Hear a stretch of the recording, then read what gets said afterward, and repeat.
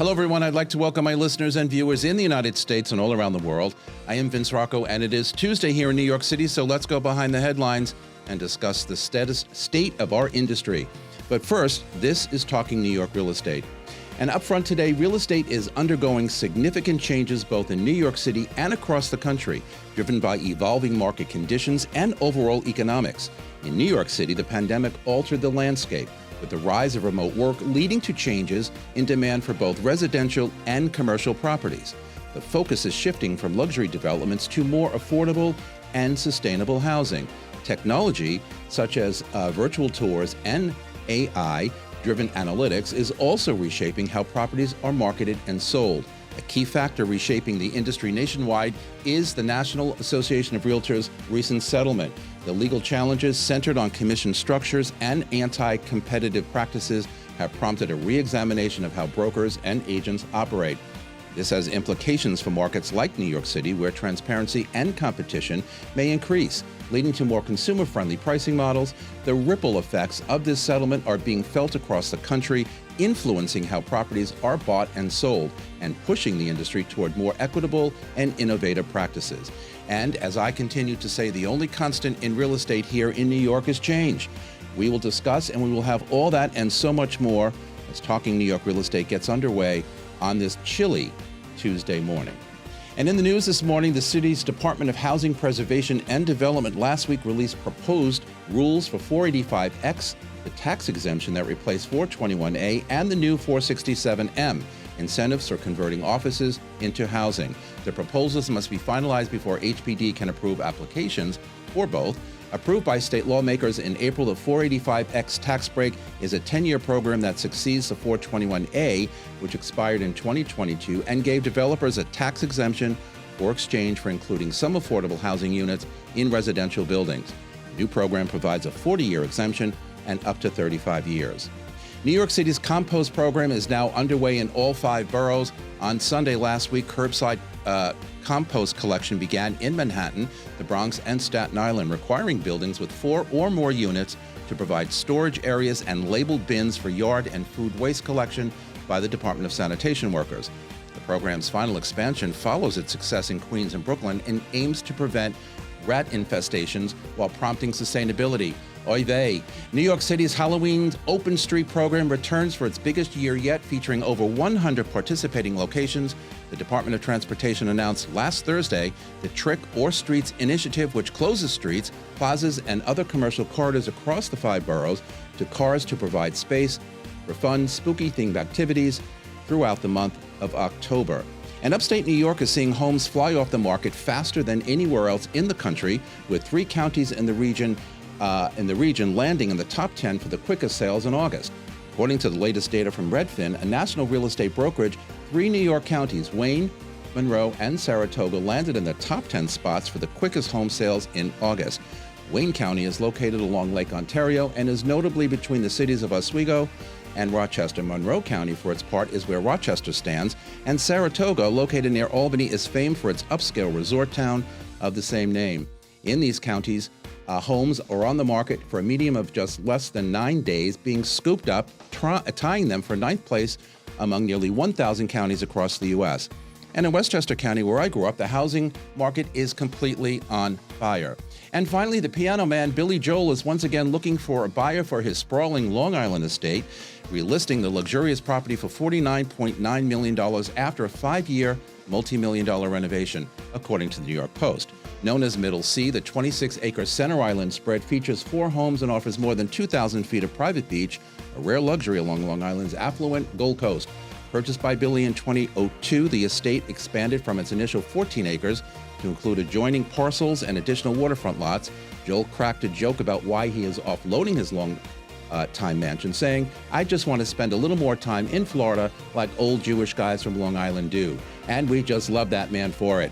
With me at the table today from Brown Harris Stevens, Sara Rotter and Stephen Klym, Senior Executive Vice Presidents, Managing Directors of Sales, Eugene Cordano, President and Managing Director of New Jersey Sales for Brown Harris Stevens, and Robert Bisberg, Financial Consultant, American Financial Network, Inc. Hey, it's Stephen Bailey from Roadway Moving and Storage. As an official moving partner of Brown Harris Stevens, we know that your clients deserve more than just a move. At Roadway Moving and Storage, we turn moving into an experience they will love. From specialized services to a white glove treatment, we've got it all covered.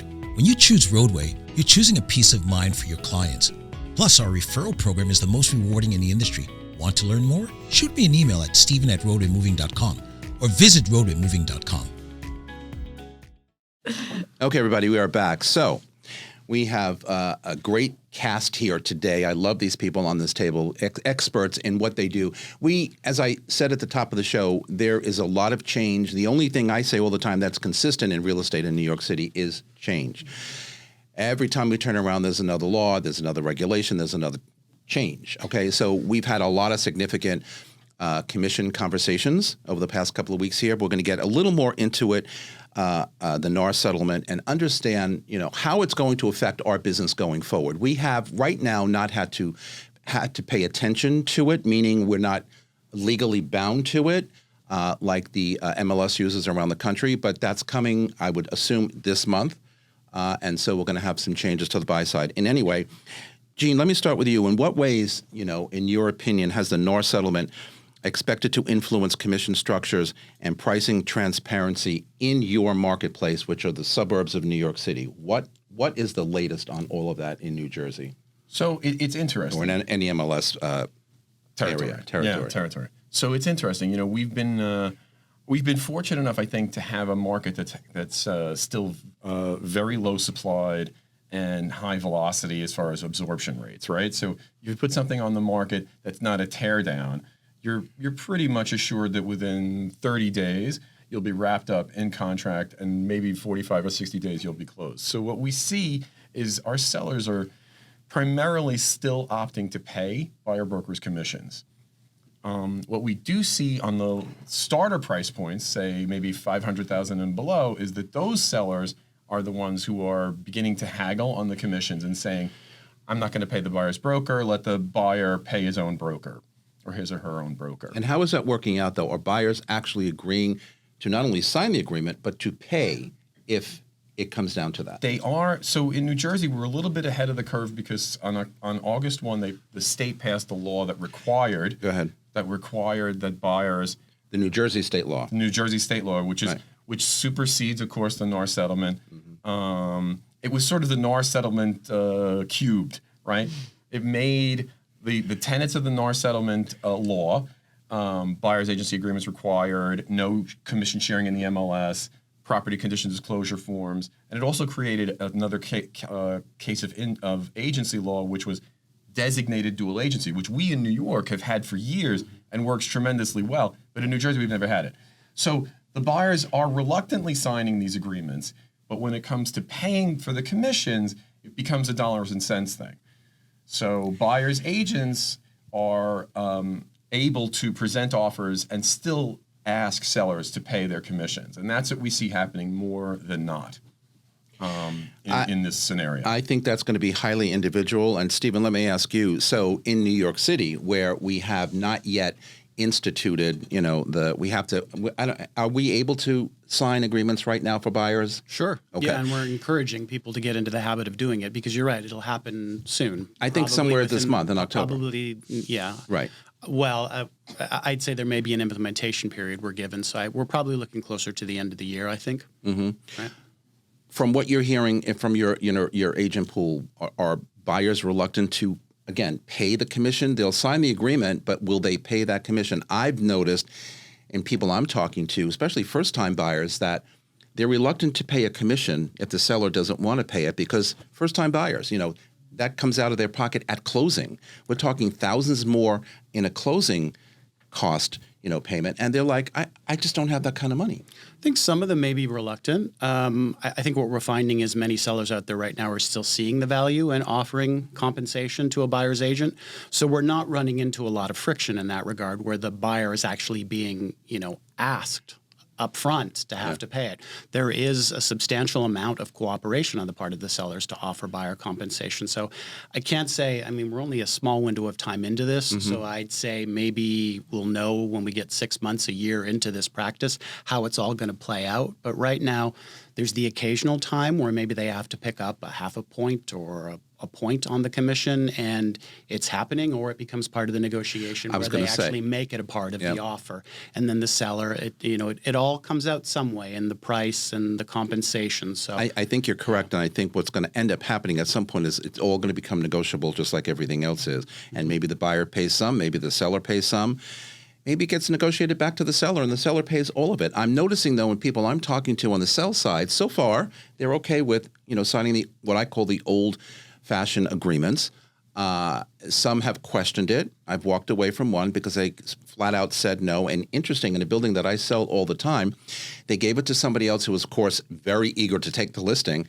It's sitting there, and every time I bump into her, she says, "I don't even get visitation, Vince." I'm like, really? Yeah, well. Now, we're not allowed to say that, really, to sellers, but quite frankly, what agent is going to show a property if they're not going to get paid for it? Well, some might, but that's all the more reason why, if you're working right now, you should get into the habit of getting a buyer representation agreement signed. I think because we are in that period where the switch might flip, and agents may be working with buyers right now where they don't need it at the moment, but a couple months down the road they might. So I think it's, Sarah and I often use this analogy, we've been giving a nice runway in New York City where we're not necessarily having to be obliged to what area markets like yours under an MLS with NAR have been obligated to, the practices that they've had to go under, but we have had some leeway. We're not there yet, but we're getting agents into the habit of actually thinking about having these conversations with buyers. And interestingly, they've been going rather well for most buyers agents. Yeah, I ultimately I think it will. I think it's just going to be a matter of how much time do we need to kind of flush out the newness and move forward. Sarah, though, but what about on the super high end luxury side? Okay, where 4 million, 5 million, agents who are dealing in that. With buyers in that range, are they having any kinds of issues that you're hearing of with buyers not wanting to sign those contracts? Because you think, buyers spending $4 or $5 million, well, they can afford to pay the commission. I mean, why not? I mean, it becomes a thing sometimes, but basically, I would think that it would be easier for them to say yes than it would be for a first-time buyer. Yeah, because on a lower end. As of right now, as Steve mentioned, we're not there yet. This is, I say this is the dress rehearsal. It's not showtime yet. So we don't have all of our agents asking for broker representation agreements, but typically on the higher end, the commission offering is slightly reduced at times. So it's not, we can talk about standards, but it is sometimes a bit lower. And what we're seeing right now is that sellers are still offering what they were prior because they know it's in their interest to cast the widest net, especially in New York City, where we're not really in such a fast-paced market like the suburban markets and outer regions are, because we do have a decent amount of supply. So we're not really finding that there's a need. So agents who can effectively communicate that to their buyers and say, this is really for transparency purposes so that who is responsible for what. We may not even need to have this conversation, but we have to have you sign this just, as a matter of practice. I would add to that I think there's two types of buyers agency agreements that a buyer can sell. There's one that covers any property that you see within a certain period of time. It's a much more wider net that you've cast with that buyer.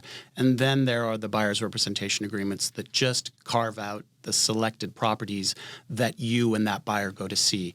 I would say it's been an easier navigation for an agent to get a buyer to agree to the select property arrangement rather than the blanket arrangement. Would you say that's true in Jersey as well? Yes, definitely. Especially with rentals. In Jersey, we have to do it for rentals too, which is an odd sort of complication. Well, that's coming up here in New York.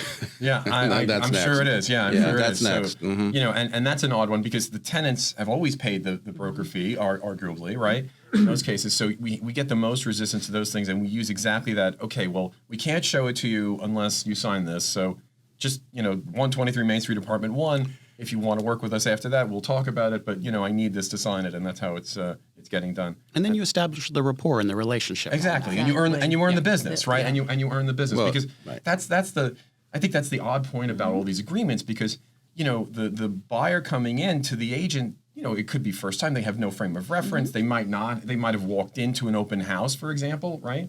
And now they're sort of thwarted, if you will, by having to sign this paperwork immediately.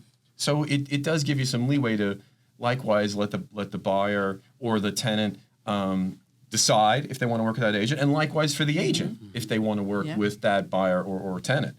Date before you get married, kind of thing. Correct. True. Let me ask a question, Sarah. So, in the past, firms always, managers in all firms here in New York City usually had to approve any kind of different communication, right? We all like 6%, 5%. But sometimes we had to go down to 4% for whatever reason. And oftentimes companies would say, we don't really want to do that. We want to kind of stick to a higher commission rate. So people have asked me out there, so what is your firm doing with a seller that says, all right, I will pay a buyer broker 1%? Are we going to accept that, or are we not going to accept that? We really, if a seller insists on that, we can't really say we can't do that. Right. So we at Brown Harris Stevens or any real estate firm, we can say our policy on the selling side is a minimum of X. This is what I'm willing to work for, but what the seller offers as a buyer broker compensation is entirely up to them. And that is literally the whole point of this lawsuit and everything that we're dealing with right now is because we don't want sellers to feel that we are forcing them to offer a certain percentage. But as Stephen said before, so you can get that difference maybe 1% from the seller, maybe the rest from a buyer. There's negotiation there, so you really don't know. But people are wondering, how are companies, not just here, but all over, going to handle, the fact that we're so stuck on a certain percentage of commission, split evenly, right? So now, the tables have turned. We just have to communicate the reasons to the seller why it's in their interest to offer the buyer broker compensation. Oh, yeah. And as I've said before on this topic, our negotiability or negotiation skills, rather, as agents have to get sharper and better because we need to have different types of conversations with people out there who are wanting to list with us, making them understand the whys and the why nots and what can happen if we don't do these things. Eugene, you mentioned inventory or shortage of it. We have the same problem here in New York City. Tell us a little bit about how, you guys can fix that problem. Is it going to be a matter of interest rates coming down more here in our country and sellers feeling like we can now list because we will get visitation or more visitation? Or is it just going to be a matter of pricing? I don't want to budge from my listing price, so I'm not going to list. It's an interesting question because I think, you might have heard like bad news in the economy could be good news for certain sectors, right? So I think that I actually think that interest rates right now are not really driving the sellers either way, right? I think that the buyers, based on what we see, are still out there. So the interest rates are, it's important, but, it's not as much of a factor. And you saw that, like, we had a 0.5 basis point cut by the Fed just a few weeks ago, right? We're expecting more of those. Does that get us to where we want to be to free up supply? Probably not. I think the biggest problem for supply right now is that sellers who are not considering, relocating out of New York and New Jersey, right, and Connecticut, right, the tri-state area, look at, okay, I've got this property right now and I can sell it for probably the best price I'm ever going to get, which is just terrific, right? But now, if I'm not going to leave New York, New Jersey, Connecticut, and I have to stay here and downsize and buy a smaller home or go to an apartment or something like that, if I sell my home in the suburbs for $1 million and I want to buy a 2-bedroom home, because I'm an empty nester, I might have to spend $800,000 or even more than that to buy it. So I think that that's really the thing that is binding up the supply of sellers right now. Because if you're going to take that $1 million and move out of state, you can go and really buy something with that money, right? But if you're staying here and you're not at that point in life, I think that, I think that's why we're sort of treading water on supply. And to your point about pricing, I think that, yes, if pricing starts to crater in a recessionary environment, which of course no one wants, but I think that that would certainly probably get some sellers off the fence to say, oh boy, I better do something now rather than not. All right, when we come back, we got to take a short break. When we come back, we're going to talk about the inventory issue. I like to say issue, not problem, here in New York City. We'll be right back. Don't go anywhere. This is Talking New York Real Estate on the More Network We'll be right back. This beautiful set here at Studio 1873 is brought to you by the Everset. The Everset provides full-service staging and furniture rental solutions in the New York area. For more information, please visit us at staging.theeverset.com or email us at staging@theeverset.com to request a free proposal. Okay, we are back. So I wanted to touch on a little bit of the New York inventory issue. Where are we with that? I mean, during the break, we were talking about if I have a 3% interest rate and I have 8 sellers lined up at a building that I sell in all the time, and they just will not pull the trigger. 2 reasons. One, well, I have a 3% or a 4.2, and what am I going to do? 7% now because I have to trade up? Right. Or I really don't want to negotiate on my price because, I paid X and I really don't want to sell it for anything less than that. Okay, we need the listings, people. 8 listings sitting on hold. Where are we, Stephen, with the actual inventory? It's a combination of everything, okay? It is pricing. It is interest rates. I mean, Gene made a great point. But how do we fix that here? Because if I remember correctly, when the Fed reduced, rates by 50 basis points, the mortgage rate went up by 50 basis points for a short period of time, right? So people are out there saying, well, what the hell, right? Well, we saw our drop in interest rates actually, I think, before the September drop. We did see the rates trickling down, and we did see buyers going out and buyers signing contracts. There did seem to be a breath of life into the market over some of the summer. The problem we have right now is inventory is kind of a trickle. Quality stuff coming on is really a trickle. We have a lot of stale stuff that's been on for a while. Correct. I know. A lot of those buyers have seen that stuff. So, what's it going to take? We were talking about how, bad news in the economy could mean good news for the real estate, but no one wishes anything like that. Right. And I think, a lot of people are locked in, and maybe you're better to speak to this, but they're locked in at really low interest rates. And, to make a lateral move people need to be motivated by I can get something better, or I can see value in the transition from one place to another. So that's what's really going to motivate sellers, is being able to see the value of making the move. If it's going to cost them or be just a lateral move with expenses, they're probably not going to do it. Yeah, Robert Bisberg. So from a financial consultant perspective, what do you say about this? Well, a couple of things. First, before we even get going, I just want to say thanks for having me. I appreciate the invitation to join this great panel here for the discussion. And no financial discussion would be complete without a little bit of legal disclosure from our good friends back in California. So I'd just like to read my NMLS number, just so everybody has it, is 422745. Really? So you can go ahead and you can take a look at that if you like to. American Financial That's not Network. his phone number, people. That's his MLS number, okay? He's got that memorized, though. I can give you the phone number, too. Call me anytime. I'm available. American Financial Network Incorporated has its own NMLS number you should know about, and that is 23734. And you can refer to the website known as www.nmlsconsumeraccess.org and input that number 2373441 to see where American Financial Network Incorporated is licensed lender in all states. The principal license office for AFN is 10 Point Drive, Suite 300, Brea, California. Oh, boy. 92821. American Financial Network is an equal housing lender. Isn't Just that riveting. quite Riveting. So that is a compliance commercial bar none. Okay. Yeah. So that in and of itself speaks volumes, I think, to the industry and the state of That's where a we good are. point. Very interestingly true. enough. But I think you did raise a very good point, and that is, if you're a seller and your mortgage interest rate right now is somewhere between 2.5%, 3%, perhaps maybe 3.5%, and you're thinking of downsizing, to Gene's point before, all of a sudden you're looking at a scenario talking about the value where you're going to go from $1 million property with a certain payment to arguably maybe a smaller property, but necessarily one that might actually wind up costing you more money, even though the price of that property is lower. So you could conceivably be in a position where you're buying an $800,000 property, but because your circumstances correlate to a rate of somewhere between 6.5%, 6.75%, maybe 6.25%, whatever it might be, that is a very significant difference from the 3% that you're leaving behind. I think a lot of sellers are reluctant to make that change because, to your point, and astutely stated, there may not be a value proposition to doing it. And it may not satisfy the motivation for doing it, which is to reduce your cost or to downsize your property. But let's talk a little bit about the emerging, trends or types of mortgage programs or products that are available out there. For example, adjustable rate mortgages, ARMs.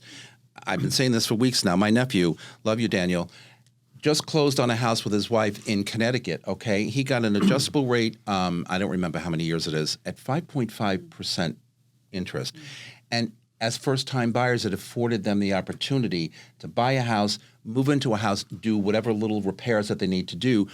I mean, to me, and I think, one of my semi-regular panel members talks about it all the time, if we get to a point where we are at 5.5% by start of next year, that's not a bad place to be. Absolutely. Okay, that's not a bad place to be. So if they can get it today in an ARM, hey, hallelujah. What is your position on ARMs, and how good can we get in offering people financing? Well, so and for how long? There's a lot there to unpack, right? Yes, there is. There's really a big discussion surrounding this. So ARMs can be a very valuable tool, right? So I think, as buyers and sellers in the real estate market, we have to be of the mindset that mortgages are nothing more than a tool. It's a tool to help you get to where you want to be. So whether you take an FHA mortgage, a conventional conforming, Good way to put it. It's leverage. right? Whether it's an adjustable rate, whatever it might be, I think the mindset has to shift from what's my rate to how do I get to my objective by leveraging the tools that are available. That's first and foremost. The second piece of it is, I think for many buyers, particularly repeat buyers, not first timers, they're very focused on what the rate is. So the consequence of that is they have the internal memory of what rates used to be, and there's a built-in dissatisfaction with the current rate environment and the notion, I'm going to sit on the sideline because I think rates may come down. I would submit, and it's my opinion, that it would serve us well to get away from the rate discussion and get into the payment discussion. What is your payment threshold, and how can I use the tools that are available to me to get you to the payment you need to be at? Now, first-time home buyers are in a much better position for a couple of reasons. One, they don't have the recall of the lower rates, and they're not giving up a lower rate.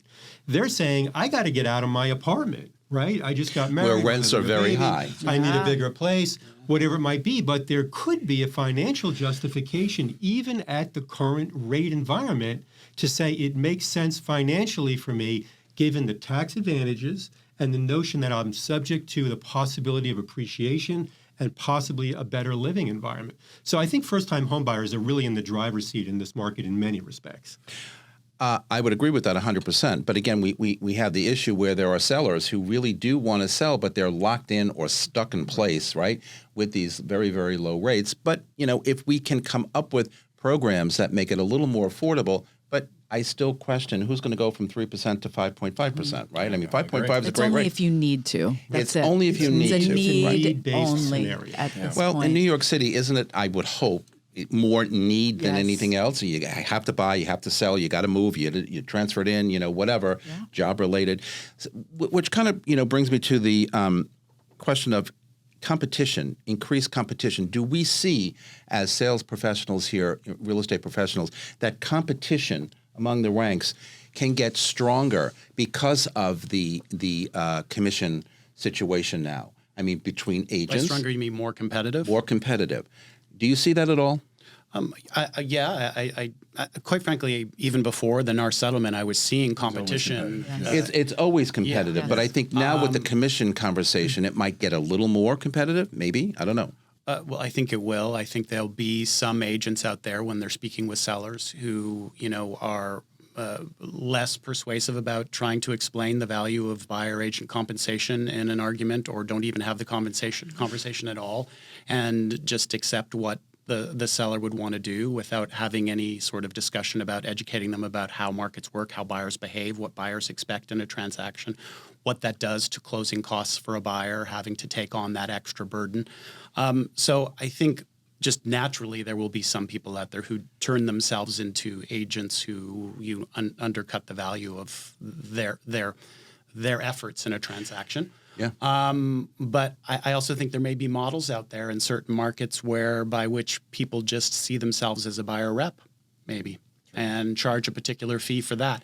I'm not seeing that myself at the moment, but I think it may be something that in some smaller markets, I don't think it's going to be in luxury markets as much. Yeah. But I think Especially in the co-op market in New York City, where you're doing a board package and there's so much involved in the process. 100%. Yeah. Absolutely. I think mean, that's without a buyer's broker in a differentiator. co-op, Yeah. you're really dead. For sure. You're really dead. You know, I think unfortunately the demographics of it kind of dictate where it goes, right? Because I think on the higher end of things, to your point, you have a more capable buyer and arguably a more capable seller, or a seller who can wait, right? We discussed about all these things.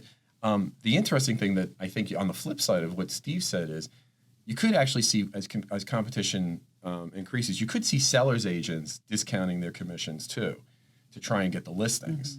I mean that I hate that word discounting. I know, But your point is well taken. I'm with you. No, I'm I know, with you. I know. But you know that I think that's a potential that you can see out there. You know, but to Steve's point, to Rory's point, you have to clearly elucidate your value proposition to all your clients. That's the difference, As right? I said earlier, our conversations have to be Totally. better. That's Our it. negotiations have to That's be it. better and stronger. Totally. You have to be able to convince people why these changes are happening and how it's going to benefit them, not Right. me.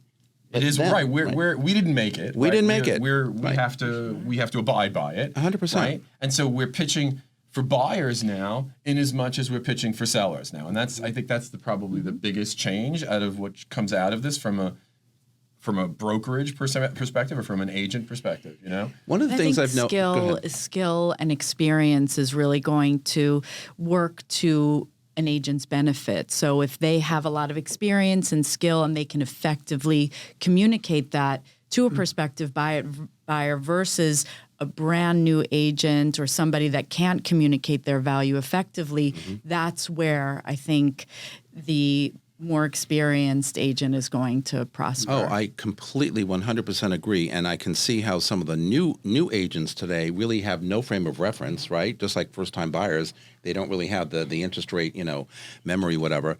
It's going to be a little sloppy in the beginning until they get their feet on the ground. But the more experience you have and the more negotiability you can bring to the table, I think the better. And it's all the way you put it. But monthlies, I just wanted to talk a minute about monthlies. I'm hearing things, like next year in January, well, actually this past January, co-op and condo maintenance has gone up in some cases as much as 15% over the year before.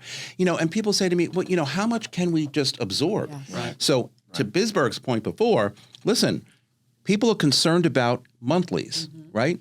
How much, especially first-time buyers, And how also much can I buy? in an environment where there's a lot of inflation, restaurant costs, everything. And that's one of the Expenses are reasons really high, right? why because of the interest rate, unchanged, throughout the last year and a half, people are like, hey, wait a minute, between the maintenance, between the real estate taxes if I'm in a condo, and now the double on the interest rate, I just can't afford it. Right. I just can't afford it. The only thing you control is the mortgage when you buy the apartment. Well, exactly. And the rest of it is just going to continue to go up. Right. How do you, my question, so what do you do about it? Maintenance is never, or common charge is never going to stop going up. But when I hear things like between 10 and 15%, gone are the days of 3, 4, 5% increase. Well, I think there were markets where buyers might have stretched. They might have.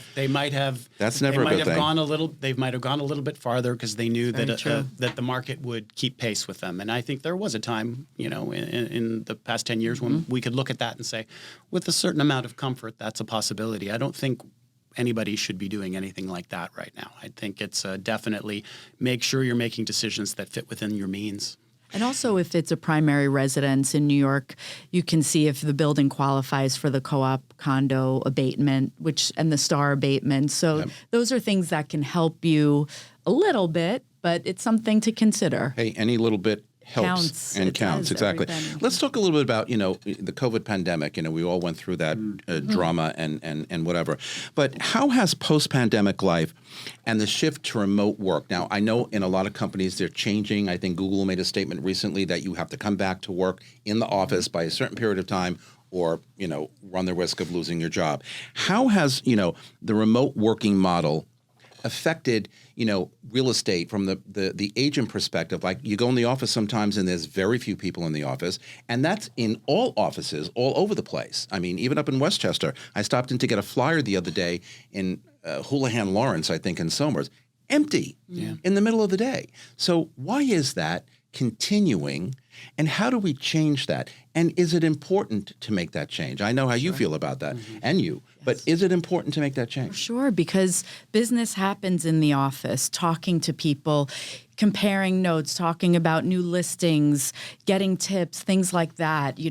I was always, as an agent, in the office like it was my full-time job, and I Same only here. left to look at property, but I learned from my peers, I learned from my managers, and also I Water enjoyed cooler. being with people. Yeah, culture is a huge part of we're social creatures by nature, and I think COVID separated us a lot and isolated us. And people I see are craving connection again, and craving structure, and just more routine. So I see an increase in the attendance in the office. In our office, we also moved. We have a beautiful new office. But I think it's just not just what people get from the office, but how they feel when they're there. And I think that that's really important. And more often than not, I can see a connection between coming into the office, speaking with your colleagues, getting in touch with the pulse of the market in terms of what your colleagues are seeing, not just what you're seeing. It directly relates to how productive that agent is. I completely agree. And I was just going to say, I mean, I'm like you just said, Sarah, I mean, I was always the same thing, whether I had anything to do in the office for that day or not. I was in that office and for most of the day, right? I'd love to go show property, whatever. But I wonder sometimes, and I think maybe it is a fact that the market kind of stalled, came screaming back in 2021 after pandemic because in New York, you can't keep New Yorkers down, but then kind of slowed again. I think a lot of the reason we blame interest rate, we blame inventory or lack of, we blame a lot of things. I'm going to add to it the fact that brokers are just kind of like checked out. Yes. And are not checking into the office where you say you get more stimulation and get more motivation. I have to believe that that's true. You're sitting at home, what are you doing? You're not paying you're more attention. distracted. You're Because when distracted. you're physically sitting at a desk, you have something that you're more likely to say, I need to drum things up. I need to do something. Right. Whereas if you're at home, you may be distracted by the news, TV, shopping, Correct. whatever it is, cleaning. You have to be in the office, and that's where the business happens, in my opinion. There's another component to it also, and that is real estate and mortgages can be a complex business. Right. There's an educational component as well in collaborating with your peers in the office. Before becoming a regional manager here at AFN, I had my own mortgage company many years ago, and I made a transition from my own shop to a big retail, big bank organization. And I will tell you that I was very fortunate because I happened to sit directly next to somebody who had been in that environment for a number of years. And I really credit that individual for my success in the organization. Without her tutelage, I probably would not have made it. There's just too much to learn over too short of a period. And to your point, you want to be that resource to your buyer or borrower, as the case may be. And it's impossible or very difficult to do that without the right support from a good organization. So I think there are a select group of people that prefer to be in the office for exactly that reason. So. I agree. Listen, 22 years ago when I started in the Upper West Side office, I sat on Diva Lane. You all know what Diva Lane is, okay? Superstar agents, I'm like, oh my God, what the hell am I doing here? Right? Brand new out of corporate America. What did I know about anything, okay? Well, to your point, they trained me. Osmosis. Mm-hmm. It is. Well, you got to listen. hear You things. got to listen to their phone conversations, calls. right? You They got to took see how you they by the handle arm and difficult said, I'm stuff. going on a showing, Vince, come with me. And I'm like, oh, okay. That's the reason why you stayed at the company, right? Because of those people, right, who gave you a shot and who, gave you the chance and took you under their wing. Right.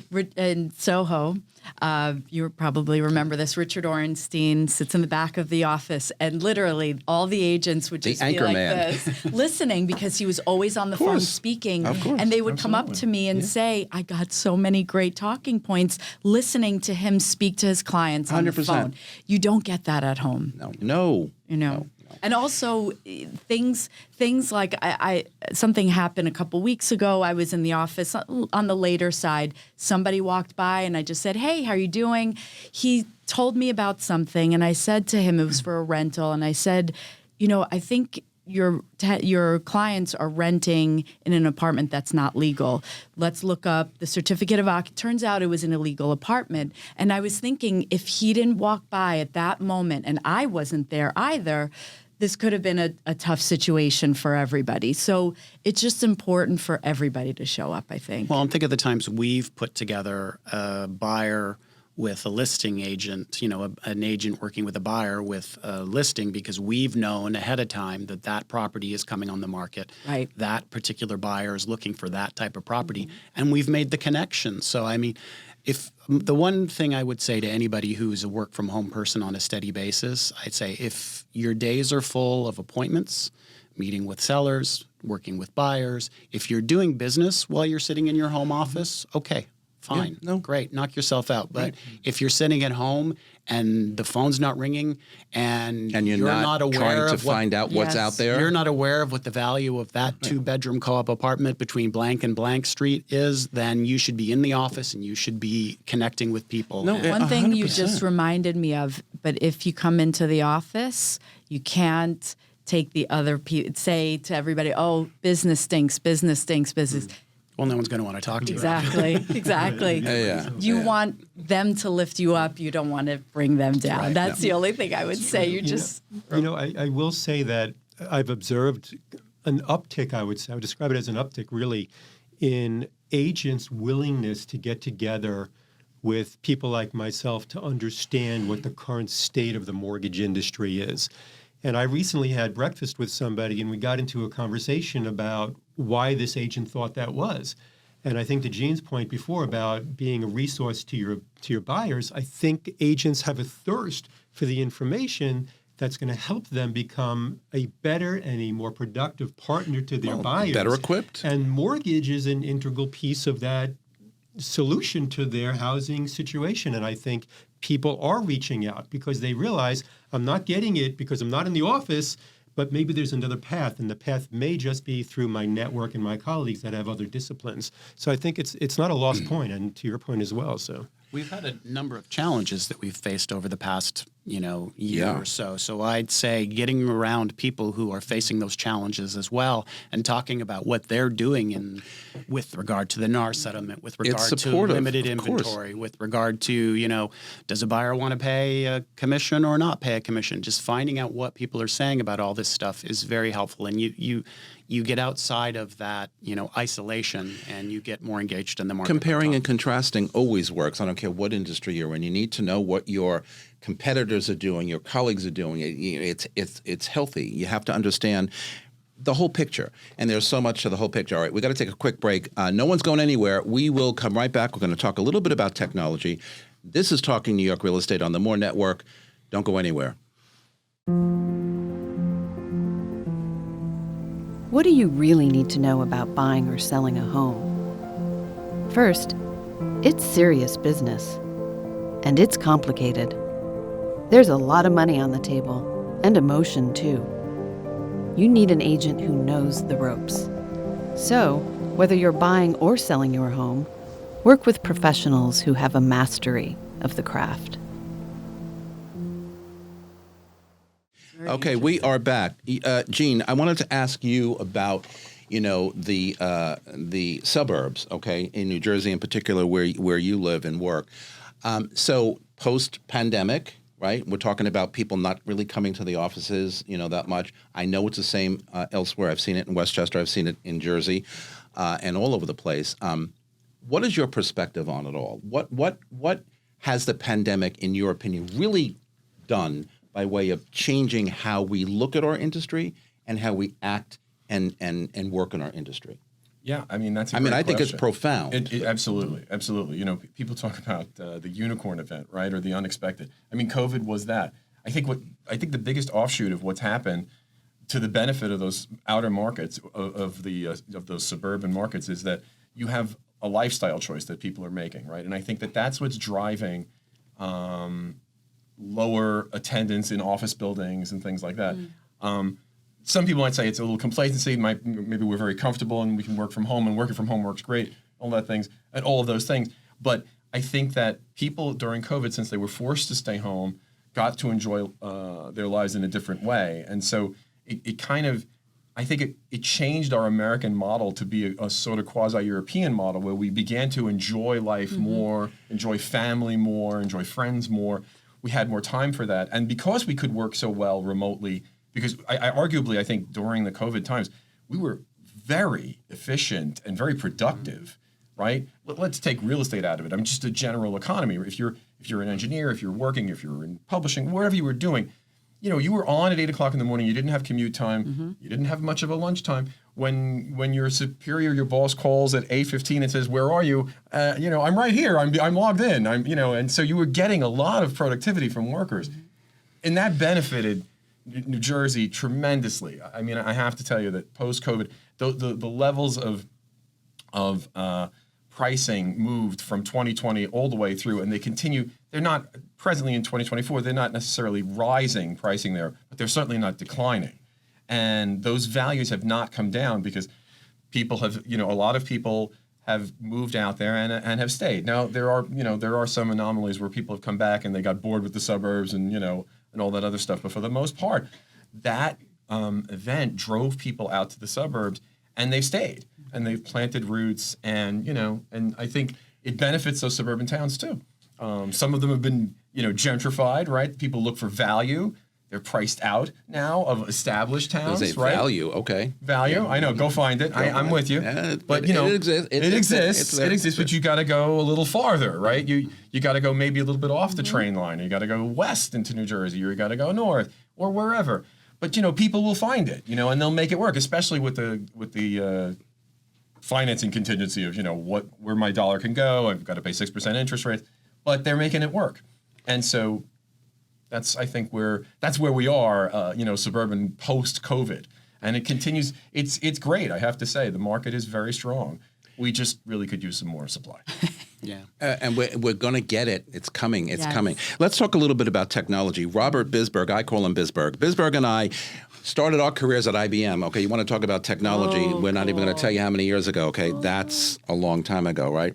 When technology was, this big mainframes on cool floors and whatever. IBM ruled the world. IBM ruled the world, and our phones have more processing capability today than those mainframes did. But I want to talk a little bit about how technology has changed, how it affects the real estate industry. Artificial intelligence, a year and a half ago, when it started becoming a buzzword, everybody was frightened, ran under the bed and closed the door and locked it. What am I going to do with that? I don't even know I can't even explain it, right? Love it. Does it write your questions? No, I'm kidding. No. I'm kidding. It helps me on my intro, though, not my question. Sure. But how is all of this transformed the way we do business of real estate? What about it now is more helpful than it ever was, or is it? I mean, video. Oh, sorry. Anything. One thing that came to mind as you were speaking just now is just during COVID, we all moved to Zooms, right? And I'm sure you guys all remember co-op board meetings, when they would meet a prospective buyer. Agents would tell their buyers, don't go on vacation because you'll have to show up for the interview in person. Whereas now, a lot of those co-op interviews are done via Zoom. And it's very helpful to buyers, to agents, to everybody. So just something as simple as that, I find in New York City, like it was a huge benefit. Using the technology of Zoom, it saves us commute time to come up for meetings. That's a perfect example because I remember the days, fighting with buyers who I don't have time to go to a meeting in person. Exactly. Why can't I? And I'm like, you have to go. Right. Period. Well, I'm coming from out of state. Whatever the excuse was. Now it's Zoom, closing. Right? Who goes to closings anymore? Right. I still like to do that, but who goes to closing? It's all remote, right? And they kind of encourage you not to go. The counter to that is I think sometimes we hold a Zoom meeting now when we could have just sent an email. So exactly. I think there is I want to see your face. That's what it's all about. The easy accessibility of it, I think, has in some ways made it that we do more than we need to at some times. Of course. One other thing I would say in terms of AI or in terms of technology. That's a biggie. is a lot of what we've dealt with over the past, even with the advent of the internet and properties moving to websites and search aggregators being available and all that stuff, it's not ever replaced the need for an agent and an agent's skills and an agent's value in a transaction. We just have not. Everybody said, "Oh, this will be the death of the agent." No. With many technological innovations, they've said this will be the death of the agent. That has not happened. I will say the one thing about AI, and I think take Chat GPT for an example. I think it can be a useful tool. We use it sometimes when we're pulling together content. We put in the very basics of what we needed to do, and then it generates something back to us, which we then can tweak. What I like about some of this technology is the time that it's going to save an agent in terms of producing something. It might take an hour's worth of work down to 15 minutes. That's 45 minutes you can use with clients, with customers. It's valuable time that you will save that can be put into more high gain activities. But the only concern I really have with AI, and ChatGPT is amazing, but when you hear college students say, "Wow, thank God, it helps me get through writing my papers and do it," and I'm thinking, okay, so where's the learning? I mean, anybody can kind of pump in anything. Where's the creative process? Where is the learning? What are you getting at? Anybody can write a brilliant paper using, artificial intelligence. Okay. But, at a younger age, and how you can't really stop people from using it, right? No, my daughter is an advertising major. She's a junior in college, and they're using AI to write scripts and they're using it to test things, but they actually do limit what they are allowed to do by AI, because they still, at least at a collegiate level, they want them to learn to be able to be creative on their own. And I think that's very important, because I think, at some point, if we're going to depend on machines, I mean, I don't know, I'm dating myself. We all remember Terminator. It didn't go well. It didn't go well. It didn't land well. It didn't land well. It didn't end well. It didn't. I'm just saying. No, it did not. I mean, right. but AI. But in real estate, we've used sort of soft AI for years, right? On the websites and emails and things like that, and chats, right? Yeah. I mean, it is effective. Especially it drives traffic. It does drive traffic. It can make us more efficient, but can't replace us. There's no question about that. Bisberg, so from a technology background. I was just going to tell you. Wax poetic. There is an unbelievable progression and revolution, I would say, taking place in the mortgage industry right now. So first and foremost, for the borrower experience, it's been so streamlined that a borrower in the comfort of their own home can tap out an application from their cell phone in a matter of 10 or 15 minutes with the basic information, submit a full application for approval by an underwriter into a company, or pre-approval, whatever it might be. That process has improved that experience exponentially. It's a leapfrog in anything we ever had to do before. I remember back in the day sitting down with a pencil and paper with a 1003 application, filling it out in front of somebody in the office, with a 90-minute interview in some cases, talking about different things. That's all gone. There's no need for that. It's certainly available, but there's no need. It's all happening through software. It's happening through the software. But on the AI side, here's a truly impressive thing. There is a company out there that sells an AI solution to approving a mortgage application. So a borrower can submit an application to the loan officer, whoever that may be. The loan officer can submit it through the AI channel. And an AI tool will evaluate that and in some cases approve it for clear to close without an underwriter intervention. Now, it's subject to review in some cases when you disagree with it. It's not the Terminator scenario. I just want to be clear about it. It would be exciting, but it's not there yet. But the revolution that's taking place in the mortgage space is absolutely fantastic. But what do the underwriters think about that? Yeah, they must not like that. Well, oops. Listen, it's an underwriting tool. Tell you. I'm not aware of any company that's implemented this technology in reducing the underwriter. But they will. The question becomes, what do all of our jobs look like with Zillow right? Everyone was afraid that Zillow was taking over and we were all going to lose our job. Yeah. Street Easy and, an online application. Well, I want who's going to meet with my borrower? My job's going to go away. It hasn't really happened that way. So I think what's happening is the customer experience is going to be improved, and I think the review standards are going to be implemented in a way that's going to mean a very thorough application. And for those people who participate, I think the experience is going to be tremendous, really. I think it's going to be phenomenal. Change, as we keep talking about, the entire episode, all about change. We have a few minutes left. Let's talk about the current state of the market. Sara, you've seen it all, from good markets, bad markets, whatever. Where are we right now? Well, I've been away for 2 weeks, so Steve might want to take that, but I'll tell you where things were before I left.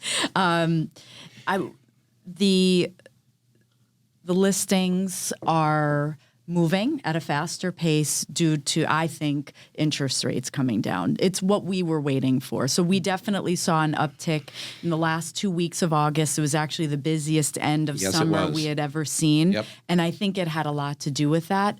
What my feeling is that people are thinking, oh, wait, rates are going to come down. Maybe I should wait a little bit longer. Let's see what happens with the presidential election. So that's where it was like this little burst of activity, a little bit of a quieter period. And Steve, maybe you can add the last 2 weeks. For being away for 2 weeks, I think you really hit the nail on the head. It's been a very much a wait and see kind of market. It's not that we haven't seen listings come on the market. It's not that we haven't seen signed contracts. We just haven't seen them at the volume that we would have hoped for, given the fact that we felt we were actually gaining some momentum. It's been an average fall, and I think a lot of people are sitting around and waiting for more interest rate drops. I would say that if anybody's really smart right now, they are trying to leverage the market that we have at the moment and the lack of great consumer interest to see if you can negotiate on the price. Because I'll tell you, if the rates do drop more, which they probably are going to do, you're going to find more people enter the market, and you're going to lose it in the price. I just find it like very laissez-faire. For example, I have an investor very interested in Anna and Beau's property downtown, which is significant in price. Very interested. It's like, okay, there's no urgency. Make a decision. Yeah, there's none. Talk to your talk to your underwriter. Whatever he tells me, it's like just do it. I always say no one wants what no one wants, and everybody wants what everybody wants. Okay. And that's kind of where we are right now. And until someone else wants it, I don't want exactly. it. But the sad part is, it should be the opposite. But there's a very high-end property, you know it, and it's like he just sits back and says, "Well, it's still available." Exactly, and he's not wrong. No. He's not wrong. But I'm not telling him that. But somebody will come in, and then he could end up paying more than he would have. He should take advantage of it now. And rentals, I think that they did very well as a result of the rate increase. Right. But we're noticing that they're softening a bit because of those buyers that would have rented. They're saying, okay, rates have come down. We're seeing more first-time home buyers come into the market, which we weren't seeing a lot of because of the affordability issue. But now we're seeing that, and as a result, the rentals are not as robust as they've been for the last couple of years. Correct. Gene, what does it look like out in your territory? In Jersey? In Jersey, right. I can say that. That's okay. We get it. Hey, look, I have to say, I think it's not that much different. I mean, we talk about inventory. We understand what that's all about. Totally. But overall, though, I think the market is still pretty strong there. There's still a good demand out there. I mean, our biggest problem is that supply. Yeah. We're seeing, if you get a cookie cutter high rise condo building, you're seeing a little bit of negotiation, right? To some of all of your points, right? If I'm going to get the A line on the 14th floor, the 15th floor, the 16th floor, what's the difference? That kind of stuff is going on right now. So it is a little slow from that perspective. What about condition? Because I mean, in the city, condition is a deterrent. Totally. Is it same thing? Okay. If it's turnkey and you can drop your bags, you're going to get your number and maybe then some. Yeah.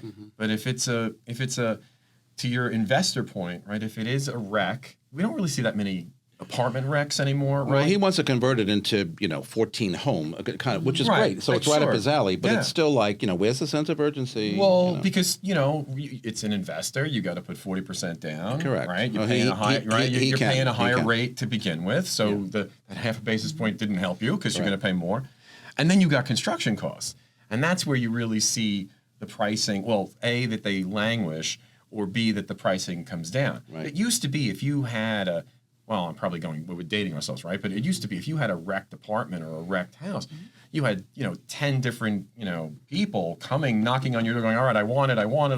You don't have that now. You do not. You just don't have, the costs are just too high. The inconvenience. And The yeah, inconvenience. and what's right, exactly, the inconvenience. And then, if you're a builder or a developer, I mean, you've got to make something on it too, right? Yeah. And can you squeak out 10%? Well, but the cost of construction and renovation has gotten know. incredibly high insane. and very expensive. So, Very people are high. kind of saying, well, all right, interest rates are high, purchase prices haven't really come down. Now I'm going to buy something that needs $100,000 on the low end of renovation. Well, with higher carrying costs. with higher carrying costs. And we as an industry have done such a good job of marketing everything to its best Yes. light that I think a lot of people nowadays, when they go out and they see an apartment, the virtual staging has made them think it's different. I think it's elevated what people expect out of an apartment, which just isn't the reality necessarily. I totally agree. Robert, we're out of time, but close us out. What is your opinion on the state of where we are and where we're going to be in the next 6 months? I think as we turn past the election, things are going to look very different. The one thing I do know about the mortgage interest rate market is that market really does not do well with uncertainty.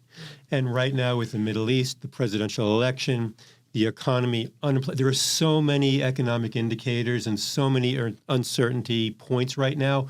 Once some of this clears through, I think if we get the 50 or maybe 25% reduction we're looking for, I think the fourth quarter and into the first quarter of next year are going to be very strong, and I'm very optimistic about it. Way to go. We're coming right back with my closing thoughts for the day. Hey, it's Stephen Bailey from Roadway Moving and Storage. Listening to Vince Rocco, you hear a lot about how crucial it is to have the right partners in this industry. At Roadway, we don't just move your clients, we give them an experience they'll love. Specialized services to our white glove treatment, it's all about making sure your clients feel taken care of every step of the way. And if you're looking for a rewarding referral program, reach out to me at steven@roadwaymoving.com or visit roadwaymoving.com. All right, we are back with my closing thoughts for this week. Change can be incredibly inspiring, particularly in fields like real estate, where the landscape is constantly evolving as industry dynamics shift, driven by factors such as technological advancements, economic fluctuations, and legal reforms like the NAR settlement. Professionals are prompted to rethink their strategies and adapt to new realities.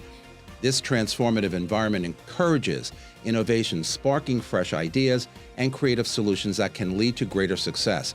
For agents and brokers, navigating these changes means not only enhancing new tools and practicing, but also reimagining how they connect with their clients and their clients' needs. The challenges presented by change often reveal hidden strengths and the potential motivating individuals to grow and expand their skill sets.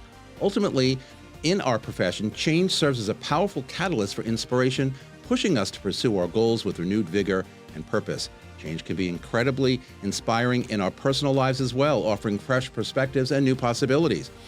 It allows us to get out of our comfort zone, encouraging us to be more creative. Whether it's a shift in personal circumstances or professional transition, change challenges us to rethink our approach and discover hidden strengths.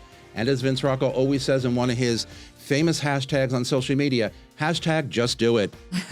And that's our broadcast for today. Thanks to my guests for being here on set with me. You can follow me on Facebook, on Threads, Instagram, LinkedIn, or TikTok at Vince Rocco, or my website, thinkvince.com. Nelson Mandela said, "The greatest glory in living lies not in never failing or falling, but in rising every time we do fall." And from all of us here at Talking New York Real Estate and the More Network, to all of you all around the world, thanks for spending a part of your day with us. I am grateful, and I will see you next time. Goodbye, everybody.